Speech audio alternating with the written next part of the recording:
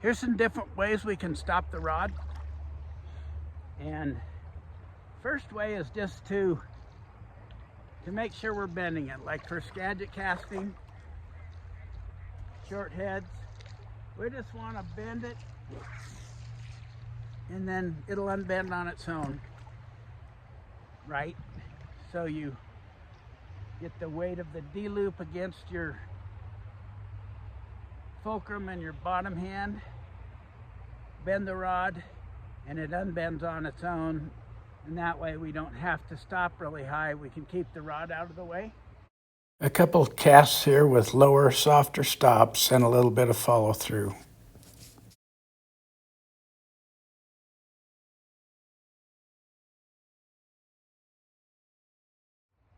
And then the other way we can stop it that I like to do, and it works good for shorter lines, and it works good if you're not going to shoot just a ton of distance with a long line. It's to get in the firing position and then little forward with your top, little pull hard with your bottom, and then as soon as you do, block with your top and then block that with your bottom. So it's almost with your bottom hand. So it's almost like we're pulling and pushing and then stopping and then stopping. We're trying to like break it when we stop it. It's almost like we're shaking the rod. So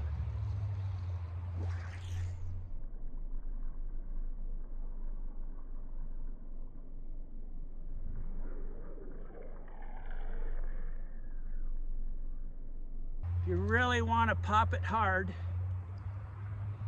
you can get that line out of the water to like stop it at 12:30 or 1 o'clock. So we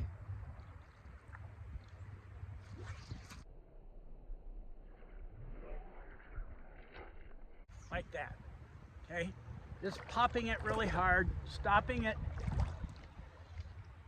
with our top and then our bottom, or maybe both at the same time. Really high.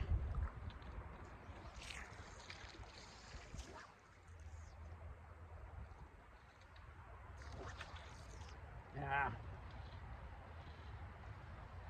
Better if I don't think about it.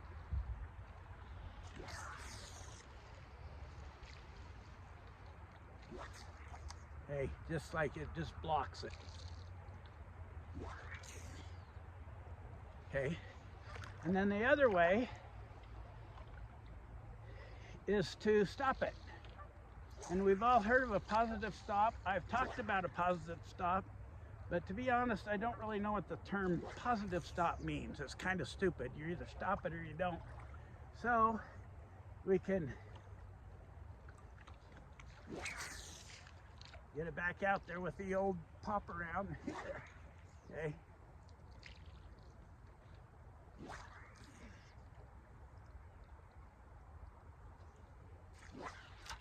Okay, nice positive stop at this angle. That's pretty nice. Underhand style stop with my body and my top hand.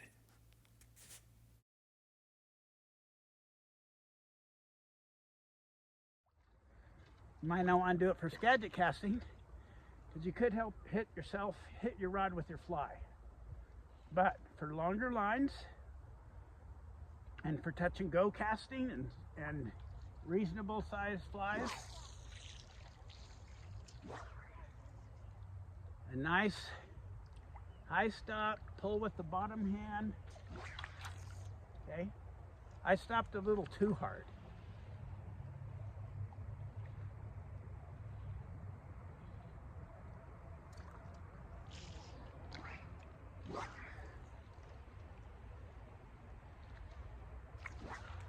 Okay, that's better. Not quite so forced. But if we combine the two, which, well, I'll show you.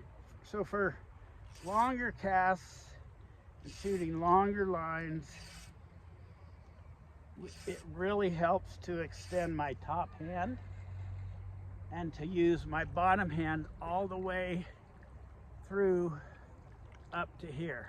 So I'm casting, extending the top and bringing the bottom hand up here. And kind of stopping pretty high. So I'll see if I can actually do one. I'm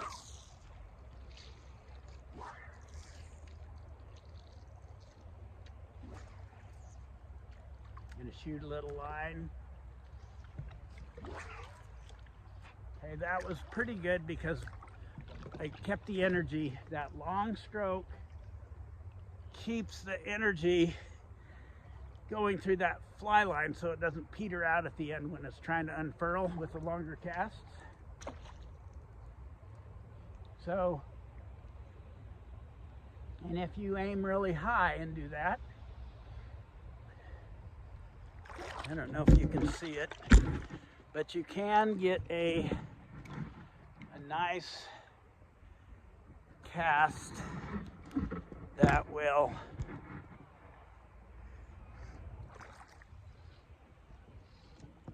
form a narrow loop and have enough energy to unfurl as it's going out.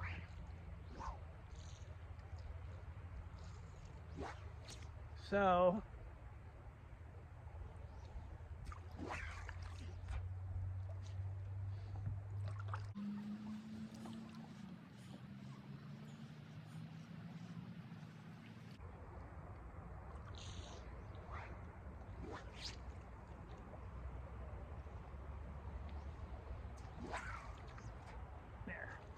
I don't know if you can see that. So like right now, I want to get a good long cast on camera. Which makes it a little harder. So what I'm going to default to is just sweeping. I'm going to lift towards the target and sweep with my body. I don't know if you can see that or not. That's kind of my backup go-to, but we're talking about the forward cast. A high stop, you're gonna pull the whole way to your elbow, or your armpit.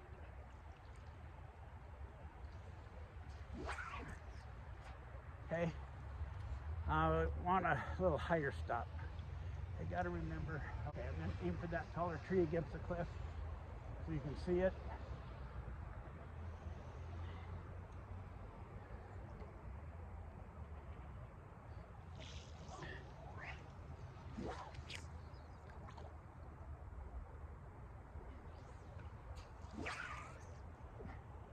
Okay.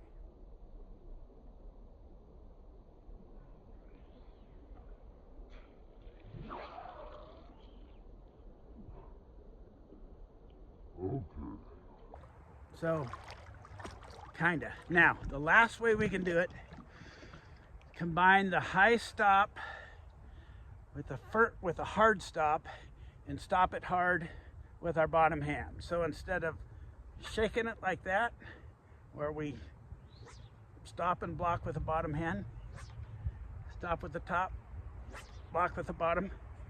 I'm gonna try to do that now that I have ice in my guides. I'm gonna try to do that where I stop it so abruptly that sometimes if I do this, when I'm really on, I can really send the energy through the line, and it'll make, if I'm having trouble getting one to turn over, I can sometimes pop it hard enough at the stop with both hands, get like 30 grains of ice on the rod shaft itself. So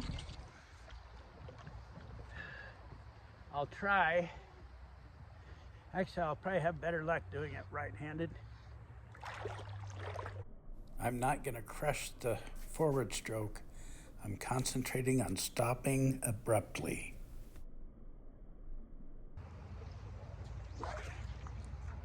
Okay.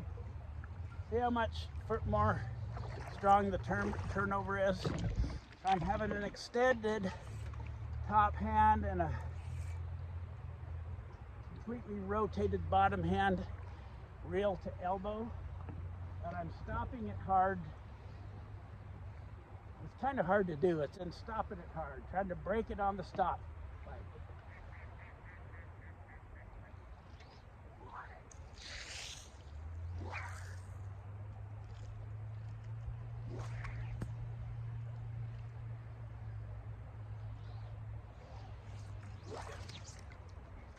Okay. See, I overdid everything, and that line turned over like crap. So even though there's a lot of power, you got to be smooth and you can't overpower it. Stop hard.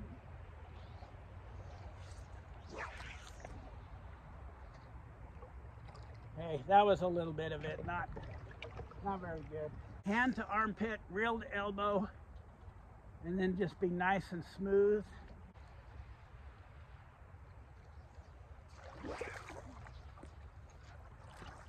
That's a little bit. I'll try it right-handed.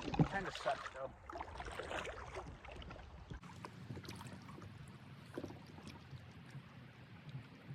Gotta remember to try to throw a tight loop.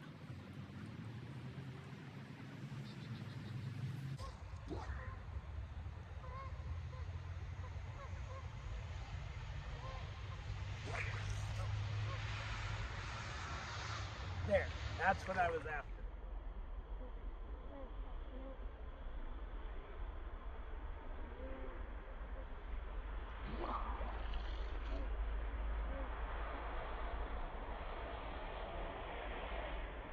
There, that's what I was after. I would have rather stopped here instead of lower. That's a little more like it. A long, smooth stroke, a firm stop with the top hand and block with the bottom hand, almost zero rod noise, and decent turnover, which is kind of a challenge using the skinny running line and shooting it so far.